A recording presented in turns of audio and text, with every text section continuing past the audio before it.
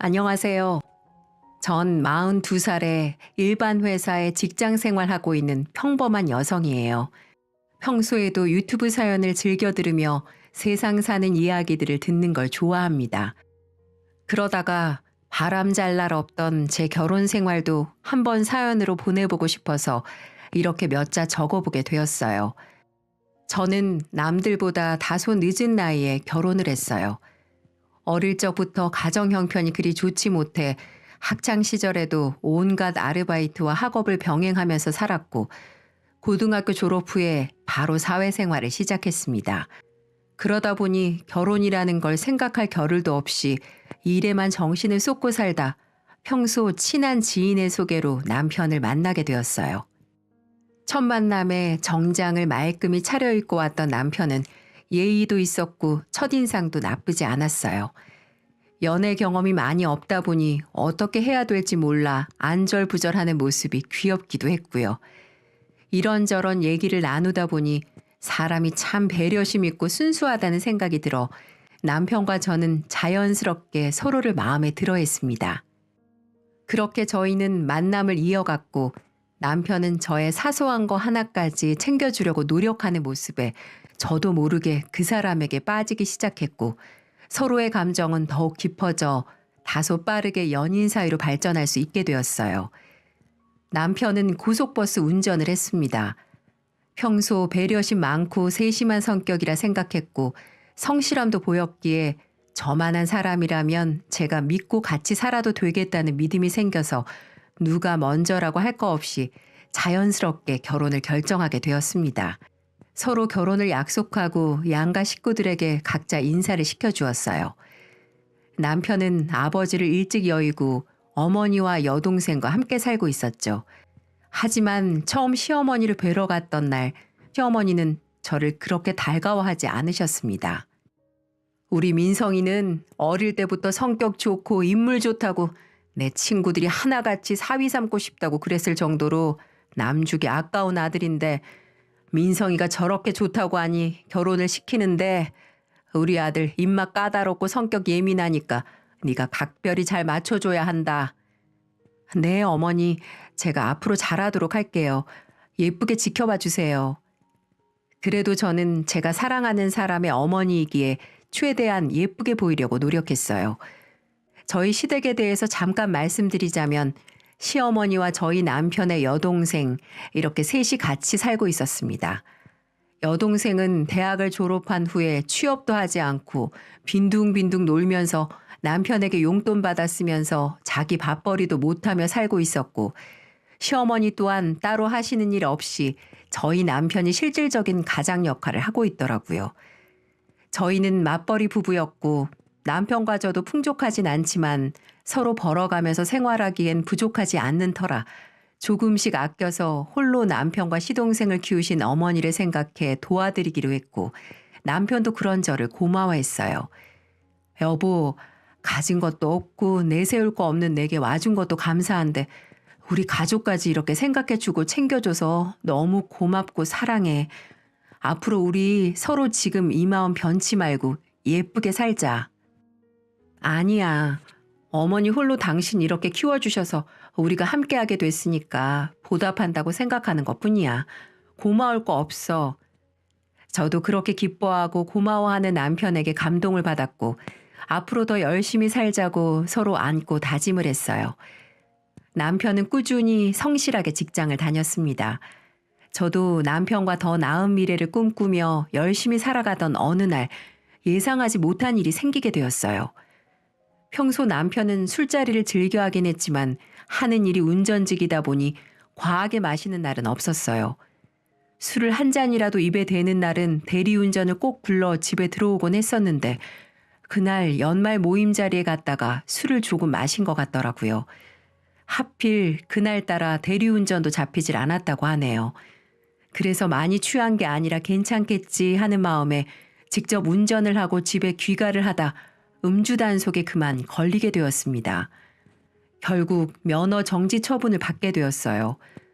운전이 직업인 사람이다 보니 남편은 어쩔 수 없이 회사에서 권고사직을 권유받게 되었고 그렇게 회사를 그만둘 수밖에 없었습니다.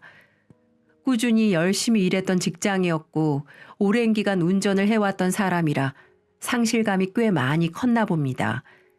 한껏 풀이 죽은 목소리로 연신 저에게 미안하단 말만 하더군요. 여보, 미안해. 내가 괜히 술을 마시고 운전해가지고 정말 미안해. 그러게, 대리운전 안 잡히면 조금 더 기다렸다가 불러서 타고 오지 왜 운전을 해. 평소에 한 잔만 마셔도 대리 타고 오던 사람이. 진짜 내가 왜 그랬을까. 미안해. 저는 속상했지만 그렇게 풀이 죽어 자책하고 있는 남편이 안쓰럽기도 해서 기운 내라고 위로를 해주었어요. 그 일이 있고 난 후 남편은 계속 시리에 빠져 하루하루 시간만 보내는 생활을 계속하고 있었어요. 그만큼 본인도 속상하고 심정이 복잡해서 그렇겠거니 하고 이해하려고 했지만 시간이 하루 이틀 의미 없이 흘러가고 남편은 의욕이 전혀 없어 보이며 허구한 날 집에서 술을 퍼마시며 마치 세상 다 잃은 폐인이나 다름없었습니다. 그래서 지켜보다가 저는 먼저 얘기를 꺼냈어요. 여보, 언제까지 그러고 있을 건데. 이유가 어떻게 됐건 자기가 실수한 부분이잖아. 그렇게 무의미한 시간만 보내고 있는다고 뭐가 해결이 돼? 내가 언제까지 이런 모습 보면서 살아야 돼? 나 당신 이런 무책임한 모습 보면서 살 자신 없어. 이럴 거면 차라리 이혼하자 우리. 아직 젊은데 뭐가 그렇게 걱정이야. 나이 60 넘으신 분들도 어떻게든 살아보시려고 더 노력하고 발버둥 치는데 난 도저히 당신 이런 모습 보기 힘드니까 지금 말해. 계속 이렇게 살 거면 깨끗이 갈라서고 지금이라도 마음 고쳐 먹을 거면 다시 으쌰으쌰해서 힘내보기로 하고. 남편은 가만히 제 얘기를 듣더니 생각이 많은 표정이었습니다. 다행히도 남편은 제 말뜻을 이해했는지 다음 날부터 생활 패턴을 찾고 무언가 해보려고 하더군요. 한날은 새벽에 일찍 일어나서 나가더니 초저녁쯤 피곤에 쩔어있는 모습으로 집에 들어왔어요. 생전 해본 적 없는 노가다라는 현장 근로직 일을 하고 왔다고 하더군요. 뭐라도 해보려고 해본 적도 없는 노동을 하고 들어온 남편 모습에 고맙기도 하고 조금은 안심이 됐습니다.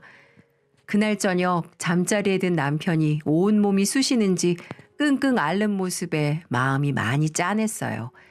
그래도 어쩌겠어요. 마냥 아무것도 하지 않고 무기력한 남편은 더 보기가 힘든데. 남편은 그 이후로도 현장 근로직으로 일이 있을 때마다 나가고 때론 택배 상하차 일도 있을 때마다 꾸준히 나가서 일을 했습니다.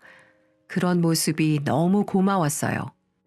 그러던 어느 날 현장 근로직 일을 갔던 남편이 퇴근 후 오른쪽 발이 퉁퉁 부어서 집에 들어왔더군요. 일을 하다가 발을 헛디뎌 넘어졌다고 합니다. 다음 날 더 심하게 붓고 멍도 들어있어 나가는 길에 같이 병원을 갔더니 엄지발가락에 금이 간 상태였습니다. 깁스를 한 남편의 발을 보니 지금까지 해본 적도 없는 육체 노동까지 하면서 뭐라도 해보려고 했던 남편에게 제 마음이 많이 안쓰러웠어요.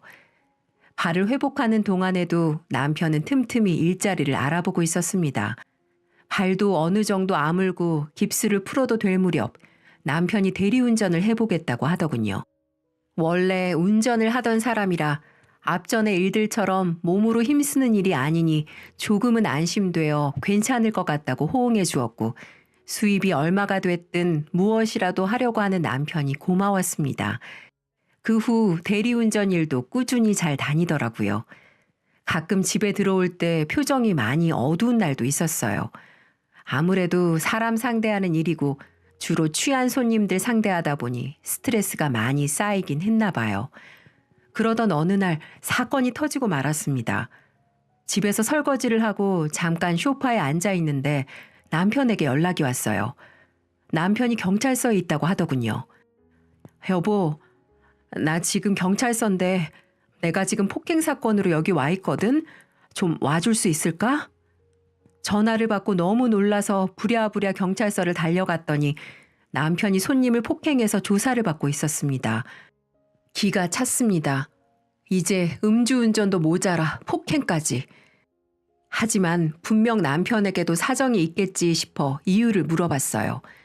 남편은 손님이 잔뜩 취해서 남편에게 막말과 폭언을 했다고 하더군요.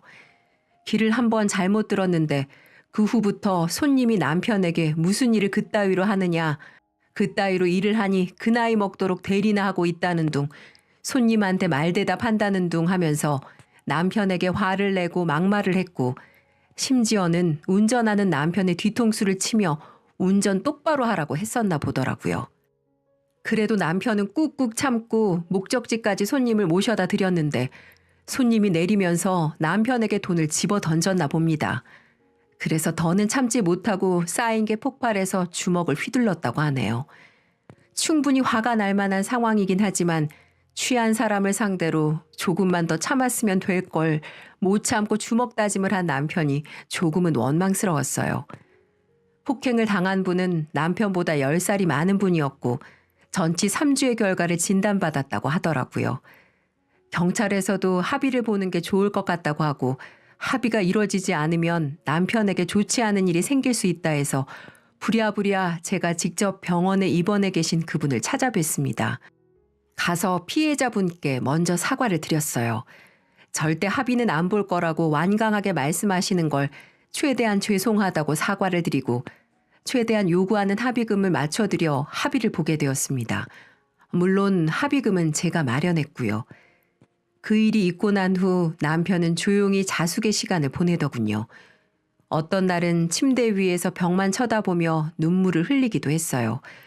그런 모습을 보며 왜 자꾸 남편에게 안 좋은 일이 생길까 걱정했지만 전 그 어떤 위로도 더 이상 해주지 않고 이 힘든 상황을 스스로 거쳐 나가게 했습니다. 더 강해지라는 저의 안목의 뜻이었죠. 그러던 어느 날 저에게 남편이 다가와 진지하게 말을 꺼냈어요. 여보, 내가 정신 차리고 열심히 살아볼 자신 있으니까 딱 한 번만 나 믿어주면 안 돼? 뭔데? 무슨 얘기인지 자세하게 해봐. 내가 술 마시러 갔던 선술집인데 몇 번 가보니 갈 때마다 장사도 잘 되더라고. 마침 사장이 부득이한 사정이 있어 가게를 내놓으신다고 하더라. 그거 내가 해보려고 하는데 어때?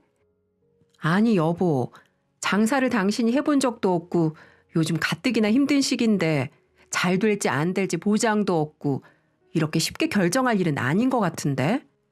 내가 갈 때마다 손님도 많고 가게 위치도 좋아서 잘 될 것 같아. 만약 내가 하게 되면 진짜 잘할 자신 있어서 그래. 나 한 번만 믿고 좀 도와줘. 남편은 그렇게 몇 날 며칠 계속 저를 설득시키며 간절하게 애원하더군요. 그럼 여보, 해본 적도 없고 눈으로만 보는 것만 다가 아니니까 당분간이라도 좀 일을 배워보는 건 어때? 하고 제가 제안을 했습니다. 막상 일을 해보면 생각과 다를 수 있으니 지켜보고 결정하라고요. 남편은 순순히 받아들이고 그 가게에서 알바를 하면서 일을 배우기로 했다고 하더군요. 하지만 제 생각과는 다르게 남편이 정말 열심히 일을 배웠고 장사도 잘 되는 것 같았습니다. 남편도 적성에 맞는지 힘든 내색 없이 열심히 하고 뿌듯해 하더라고요. 그런 남편의 모습을 보고 고민 끝에 승낙을 했습니다. 저도 임신을 한 상태라 둘 중 누구 하나는 벌어야 하는 상황이었기에 결정을 하게 되었고 결혼 전부터 모아둔 돈과 조금 부족한 돈은 친정의 도움을 받아 가게를 오픈하게 되었어요. 물론 가게 명의도 제 이름으로 했고 카드 매출 통장도 다 제 명의로 했고요. 그 조건으로 제가 가게를 차려준 거였습니다. 왜냐하면 또 언제 남편이 사고 칠 줄 몰라 혹시나 모를 저의 특단의 조치였습니다. 그리고 아무래도 성격이 꼼꼼한 제가 경제 관리를 하는 게 맞다고 생각을 했고요. 장사는 제 걱정과는 달리 위치도 좋고 단골 손님들도 많아서 장사가 꽤나 잘 되더라고요. 벌어들이는 카드 매출을 보니 직장인들이 한 달에 받는 월급하고는 차원이 달랐죠. 직원들 월급, 월세, 부대 비용을 다 제외하더라도 직장인들보다 3배는 많았습니다. 전 이게 다 남편이 열심히 해준 덕분이라 생각하고 일을 마치고 남편의 등을 두드려주기도 하고 다리도 주물러주기도 하며 우리 남편 고생했어. 이런 따뜻한 말로 저의 마음을 대신했습니다. 그렇게 몇 년이 지나고 다행히 남편도 열심히 해주어 직원들도 여러 명 더 구하게 되었고 작지만 대출 조금 끼어 24평짜리 아파트도 사서 이사를 하게 되었어요. 그렇게 점점 안정이 되어갈 때쯤 갑자기 제 발목을 잡는 사람이 나타나기 시작했어요. 그건 바로 시어머니였어요. 시어머니는 모든 경제권을 제가 가지고 있는 줄 알고 어느 순간부터 제게 돈을 요구하기 시작했거든요. 애미야, 다음 주에 동창들 여행 가기로 했다. 100만 원만 붙여라. 애미야, 네 시누이 성형수술 좀 하게 300만 원만 보내라. 애미야, 냉장고 바꿀 때가 됐는데 네가 좀 바꿔줘야겠다. 낡아서 잘 작동하지도 않는구나. 내가 봐둔 게 있으니까 넌 알아서 돈만 보내줘. 시어머니는 제게 상의도 없이 통보를 하기 시작했고 그 이후에도 마치 당연하듯 제게 손을 벌리는 모습을 보고 저는 이건 아니다 싶어 나를 잡고 말씀드리게 되었어요. 어머니, 생활하시면서 쓰셔야 될 생활비는 저희가 부족하지 않게끔 드리고 있는데 이렇게 상의도 없이 큰 돈을 번번이 말씀하시면 어떡해요. 필요한 거 있으시면 저랑 상의를 하셔야죠. 앞으로는 이렇게 막무가내로 돈 요구하시면 죄송하지만 더 이상 드릴 수 없으니 그렇게 아셨으면 좋겠습니다. 뭐라고? 그거 조금 도와줬다고 네 시애미한테 유난 떠는 거야? 그리고 네가 돈 벌어서 주는 거야? 우리 아들이 뼈 빠지게 고생해서 주는 거잖아. 우리 아들이 힘들게 해서 번 돈 내가 좀 쓰겠다는데 그게 그렇게 아까운 게냐? 에휴, 누구 덕에 너도 이렇게 사는 줄도 모르고 원. 하여튼 요즘 것들은 어른을 공경할 줄 몰라요. 아니요, 어머니. 아직도 제가 무슨 뜻으로 말씀드리는지 모르시겠어요? 돈을 쓰더라도 계획적으로 쓰겠다 이거죠. 그리고 자꾸 남편만 고생한다고 하시는데 그럼 저는 집에서 뒹굴뒹굴 노는 줄 아세요? 아무튼 저는 어머니께 정확히 말씀드렸으니 필요한 거 있으시면 저와 먼저 상의하시길 부탁드릴게요. 막무가내로 화를 내는 어머님을 뒤로하고 저는 그렇게 전화를 끊었습니다. 솔직히 말씀드려서 여러분들 한 달에 용돈 70만 원 드리는 게 적은 편인 건가요? 저도 어머님 신경 써드린다고 최대한 맞춰드리려고 하는데 용돈 이외에도 더 많은 걸 바라시니 굳은맘 먹고 말씀드릴 수밖에 없었어요. 이렇게 하지 않으면 도가 지나쳐 더 큰 걸 요구할 게 뻔했으니까요. 그렇게 어머님하고 일은 마무리를 지었는데 이번에는 남편이 문제를 일으키기 시작했어요. 이 망할 놈의 집구석. 남편은 어느 날부턴가 갑자기 씀씀이가 커지기 시작하더군요. 평소 별로 신경 쓰지 않던 외모도 부쩍 신경 쓰기 시작했고 평소 하지 않던 행동을 하기 시작했고요. 일을 마치고 술을 먹고 들어오는 날도 많아졌고 어떤 날은 일이 있다며 외박을 하기도 했습니다. 처음에는 일이 힘들고 고돼서 그러는 줄만 알았죠. 하지만 그 생각은 제 착각이라는 걸 얼마 지나지 않아 알 수 있었어요. 어느 날 무심코 본 남편의 휴대폰에 미심쩍은 문자 메시지 내용을 보게 되었거든요. 남편은 전날에도 술을 많이 먹고 와 아침까지 잠을 자고 있는 상태였는데 그때 누군가에게 연락이 오기 시작했어요. 연달아 오는 문자들을 보고 여자의 직감이라고 해야 되나요? 이 아침에 분명 연락 올 사람이 없을 텐데 연락이 오는 걸 보고 이상한 생각이 들어 남편 휴대폰을 몰래 보기로 했습니다. 그때 남편 휴대폰은 지문 인식으로 되어 있었기 때문에 자고 있던 남편 엄지손가락을 대서 문자와 카톡을 볼 수 있었죠. 전 연달아 온 문자를 보고 깜짝 놀라고 말았어요. 정말 큰 충격이었어요. 오빠, 언제 올 거야? 오늘 같이 영화 보러 가기로 했잖아. 이런 문자들이 남겨져 있었고 예전의 문자들을 보니 오빠, 나 자고 있을 때 나갔던 게 언제 간 거야? 암튼 오늘 즐거웠어. 이따 가게에서 봐. 오빠, 나 가지고 싶은 화장품 있는데 그거 사주면 안 돼? 등등 이런 문자들도 가득 차 있었습니다. 혹시 몰라 남편에게 보낸 전화번호를 확인해 보니 세상에 그 주인공은 바로 가게 매니저였어요. 남편은 지금까지 저 모르게 매니저년과 바람을 피면서 지내왔던 걸로 보였어요. 그리고 부쩍 남편 카드값이 많이 나온 것도 다 그년 비위 맞추려고 카드를 많이 사용한 걸로 보였고요. 제 카드가 아닌 남편 카드이기에 저는 그동안 남편이 어디에 썼는지 몰랐었고 남편을 믿었기에 남편이 카드값 얼마 나왔다고 하면 그대로 카드값을 내주곤 했습니다. 그런데 카드값이 요즘 많이 나온 이유가 그 매니저가 일조했다는 사실을 알고 그 순간부터 전 남편과 그년의 뒤를 밟기 시작했어요. 물론 문자 내역, 통화 내역은 따로 캡처해서 보관해 두었고요. 먼저 저는 가게 오픈하기 전에 가게로 가서 CCTV를 한번 돌려보기로 했습니다. 그랬더니 세상에 정말 눈 뜨고 보기 힘들 정도의 장면들을 보게 되었어요. 보통 이 두 년놈들은 직원들을 다 퇴근시킨 후에 둘이 가게에서 낯뜨거운 애정 행각을 벌이는 모습을 볼 수 있었거든요. 정말 뒤통수를 한 대 얻어맞은 기분이 들었어요. 정말 제가 이런 일을 당할 줄은 꿈에도 생각해 본 적이 없었거든요. 겨우겨우 마음을 추스린 후 저는 남편 몰래 문자 내용들과 CCTV 녹화 내용들을 수집해 두었고 이혼을 하기로 마음을 먹었습니다. 그리고 먼저 제 명의로 되었던 가게를 더 이상 이것들의 놀이터로 만들 수 없어 급매물로 내놔버렸어요. 그랬더니 가게 목도 좋고 장사가 잘 되는 가게인 줄 알았던 사람들은 여기저기서 연락이 오기 시작하더군요. 각자 권리금을 더 많이 줄 테니 넘기라는 분들이 많았습니다. 그러자 남편은 그 사실을 알고 제게 찾아와 따지기 시작했어요. 당신 나한테 왜 말도 없이 가게를 내놨어? 가게 보러 왔다고 부동산에서 사람들이랑 왔다 갔다 하는데 이게 도대체 어떻게 된 일이야? 저는 어이가 없어서 조용히 따지듯이 물어보았어요. 당신 나한테 뭐 숨기는 거 없어? 내가 뭘 숨겨? 늦게까지 죽어라 일하고 온 사람한테 그게 할 소리야? 아유, 괜히 트집 잡지 마. 나 피곤해.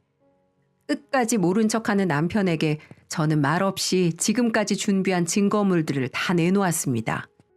그걸 본 남편은 얼굴이 잿빛이 되어 당황한다 싶더니 한마디 하고 말도 없이 문을 쾅 닫고 나가버리더라고요. 나 뒷조사한 거야? 보기보다 똑똑하네. 너 알아서 해. 비굴하게 무릎 꿇고 싶지 않으니까. 뭐라고 미안하다고 말을 할 줄 알았던 저는 그런 남편의 모습을 보고 참 기가 막혔습니다. 사람으로 보이지도 않더라고요. 보통 법적으로 같이 기재되어 있던 부부라면 최소한 미안하다는 말 정도는 해야 되는 거 아닌가요? 그 모습을 보고 전 더 확신이 들었어요. 남편의 저런 뻔뻔한 행동에 저도 화가 머리 끝까지 나서 정말 다 정리해야겠다는 생각부터 들었습니다. 전 곧바로 이혼 절차에 돌입했어요. 그리고 가게도 가장 좋은 조건을 제시한 사람에게 많은 권리금을 받고 가게를 넘겨버렸어요. 그리고 며칠 후 그동안 집에 발길 한번 안 들이던 남편이 어느 날 태연하게 집에 들어와서 제게 말도 안 되는 소리를 짓거리더군요. 글쎄, 매니저가 열심히 일해줘서 특별히 잘해줬던 거지 내연관계가 아니었다고 장난이었다고 말을 하는 겁니다. 그러면서 끝까지 소송을 끌고 가게 되면 자기도 변호사를 선임할 거라면서 이제는 우기거나 버티기 작전을 펼치기 시작하더군요. 저는 그런 모습에 다시 한번 놀라 그런 남편이 정말 치가 떨리게 꼴보기 싫어 짐을 싸서 친정으로 가버렸고요. 그때 당시 전 3살짜리 아이를 키우고 있었는데 아이의 정신 상태에도 좋지 않을 것 같아 잠시 떠나 있기로 했어요. 그러던 어느 날 시어머니에게 연락이 왔습니다. 예, 애미야. 너는 네 몸 하나 편하겠다고 밖에서 힘들게 일하는 남편 놔두고 친정가 있으니 좋으니? 어떻게 네 남편 밥은 챙겨 먹는지 신경도 안 쓰여? 남편은 지금 어떤 상황인지 시어머니에게 말씀을 안 드린 상황인 것 같더라고요. 하긴 바람 펴서 이혼 소송 중이라고 하면 좋은 말 못 들으게 뻔했으니 그럴 만도 했겠죠. 저는 일단 조용히 넘어가고자 제가 요즘 몸이 많이 안 좋다 보니 친정에서 좀 추스리려고 와 있는데 남편한테 무슨 소리 못 들으셨어요? 무슨 소리? 아니에요. 근데 무슨 일이신 거죠? 아, 다름 아니고 네 시누이 이번에 회사에 취직을 했는데 취직 선물 하나 해줘야겠다. 그 정도는 해줄 수 있겠지? 하시면서 시동생이 그전부터 갖고 싶었던 명품 가방이 있는데 선물로 해주라고 얼토당토 않는 소리를 하는 겁니다. 전 이 상황에 말도 안 되는 소리를 해대자 시모하고는 싸우고 싶지 않아 다시 전화를 준다고 하고 전화를 끊고 전 남편에게 전화를 걸었어요. 야, 지금 어머니 나한테 전화 왔는데 지금 이혼 소송 중인 거 말 안 했어? 왜 말 안 해서 나한테 네 동생 명품 가방 사달라는 소리를 듣게 하는 건데 어떻게 집구석이 하나같이 이렇게 뻔뻔하고 염치가 없을 수가 있냐? 그게 네 집안 내력이야? 아니, 내가 바람핀 거 아니라고 몇 번을 얘기해. 그냥 잘해준 건데 그 애가 그렇게 장난식으로 들이댄 거라니까. 근데 뭘 얘기를 해. 별일도 아닌 걸 왜 자꾸 일을 크게 만들려고 해. 그리고 이혼이 확정된 것도 아닌데 뭐 좋은 일이라고 그런 말을 해. 그러지 말고 우선 집으로 와. 집에서 얘기하자. 남편은 그렇게 얼렁뚱땅 넘어가려 하면서 어떻게든 제 마음을 돌리려고 했습니다. 전 더 이상 대화가 통할 것 같지 않아 전화를 끊어버렸어요. 그리고 밤에 조용히 생각해 보다가 문득 좋은 생각이 떠올랐습니다. 아무리 생각해도 너무 억울하고 괘씸했어요. 증거가 이렇게 명확한데도 버티는 남편을 보고 어떻게든 버릇을 고쳐줘야 된다는 생각이 들었죠. 그러다 문득 생각나는 게 있었어요. 낮에 시모 전화 온 것과 남편 카드가 겹쳐 보이기 시작했어요. 무슨 말이냐면 저는 제가 사용하는 신용카드는 잘라버리고 그동안 남편 카드를 사용하고 있었거든요. 연회비도 아까웠고 어차피 쓰지도 않은 거 남편이 쓰는 카드 2장으로도 충분히 생활할 수 있었으니까요. 그래서 낮에 시누이 명품 가방을 사달라는 걸 남편 카드로 결제하기로 마음먹었습니다. 지금 남편은 처량한 백수 신세고 언제 저희 집에서 쫓겨날지도 모르는데 카드값마저 감당 안 되게 나오면 남편은 분명 이 고통스러운 현실을 느낄 수 있을 것만 같았거든요. 바로 다음 날 시어머니에게 연락을 드려 뵙기로 했어요. 어머니, 죄송해요. 제가 몸이 이래서 여기까지 오시게 했네요. 아니, 언니, 아무리 그래도 그렇지. 이렇게 오라가라 해도 되는 거예요? 그나저나 왜 부른 거예요? 옆에서 시누이가 얄밉게 한마디 하더군요. 정말 제 동생이 저랬으면 한 대 쥐어받기라도 할 텐데 꾹 참고 웃으면서 카드를 내밀면서 말씀드렸죠. 죄송해요, 어머니. 이번만 이해해 주세요. 아, 아가씨 취직 축하드려요. 이걸로 갖고 싶었던 거 다 사고 어머니도 같이 하나 사세요. 큰맘 먹고 드린 거니까 매장 가셔서 가장 좋은 걸로 사서 친구분들에게 자랑도 하고 그러세요. 제가 그동안 며느리로서 너무 못 챙겨드려서 너무 죄송해요. 아니, 너 갑자기 왜 그러냐? 왜 안 하던 짓을 해? 진짜 나도 사도 되는 거야? 나중에 또 비싼 거 샀다고 대드는 거 아니지? 나 진짜 산다. 진짜다. 시모는 우습게도 몇 번이나 본인도 사도 되는지 확인하고서는 어린아이처럼 춤을 추듯이 몸을 흔들고 시누이와 함께 나란히 카드를 받아들고 매장으로 갔습니다. 그날 저녁 모든 사실을 안 전 남편은 난리가 났어요. 저녁 7시부터 전화가 빗발치기 시작하더군요. 저는 왜 이렇게 빗발치게 전화를 한 줄 알았기에 무음으로 해놓고서는 신경도 쓰지 않았어요. 남편이 열받아서 날뛰는 걸 생각하니 속이 다 시원하더군요. 그리고는 문자가 오기 시작했습니다. 야, 네가 내 카드로 가방 사라고 했다면서? 누구 맘대로 그런 짓거리를 한 거야? 이거 사기다, 사기. 야, 자그만치 900만 원이라고. 이거 어떻게 할 거야? 다음 달 카드값 어떻게 할 거냐고. 야, 이년아, 어린애도 아니고 이런 식으로 내 엿을 먹여? 너 두고 봐. 내가 가만히 안 놔둘 거야. 이런 식으로 협박과 카드값에 대한 걱정을 털어놓으며 연락을 해댔습니다. 그래서 전 자꾸 모르쇠 하면 귀찮게 할까봐 마지막으로 문자를 보냈어요. 사기? 무슨 사기?